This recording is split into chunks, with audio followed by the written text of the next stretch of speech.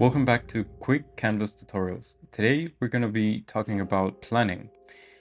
And to be honest, this is one of my favorite steps of the entire creative process because it allows me to have an overview of the entire thing. It allows me to have a more sustainable creative process, and it raises the chances that I'm going to be happy with the result at the end. And this is not to say that you cannot just start painting without planning anything in advance and that you're not going to be happy with it, because that's not the case. Sometimes I do feel like that's actually the better way to just find new things and create new things.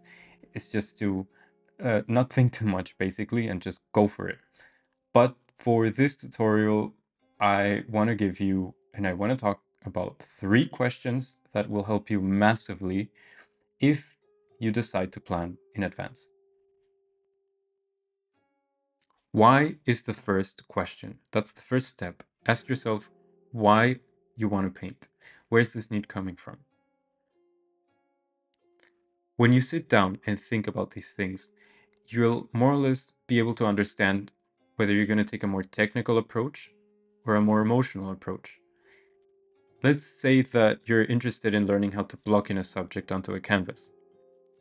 Or maybe you want to mix some colors, or maybe you just want to practice the scale of something, or you just want to paint something, copy a painting that you really like to see whether you can learn how to paint like that artist, for example.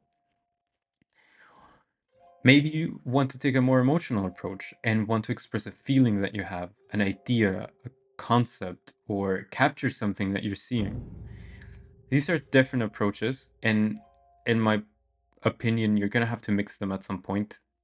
At least I like to think that a good painting, if I'm going to produce a good painting, I'm going to have to be technical and emotional at the same time. But this will allow you to move on to the next step. The next step would be to figure out what's going to be your subject. Let's say that you figured out that you want to go for a very emotional approach because you were somewhere outside in a park or something and you were feeling very happy, very at peace, very calm, and you want to capture that somehow. And you start looking around and you look at your environment and you figure out that you want to paint a landscape. You still don't know whether it's an abstract landscape or a realistic one, it doesn't matter, but you just know that it's going to be a landscape. From this point onwards, you can start to narrow it down even more. Do you want to paint the entire thing, or do you want to focus on a tree, or do you want to incorporate some elements to tell a story, or to capture this calmness that you're feeling?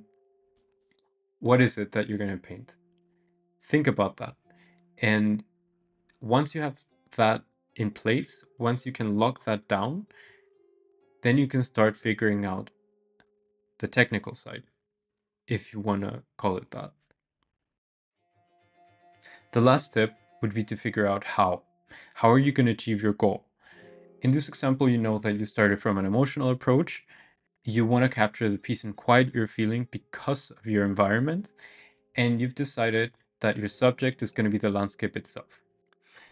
Now it's time to figure out things like the color, the brushes, the canvas. Is it going to be a big canvas, a small canvas? Are you going to use a landscape format or a vertical format?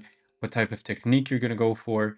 All of these questions are so important because they all help you figure out how you're going to express this main goal of capturing the peace and serenity you're feeling in that moment.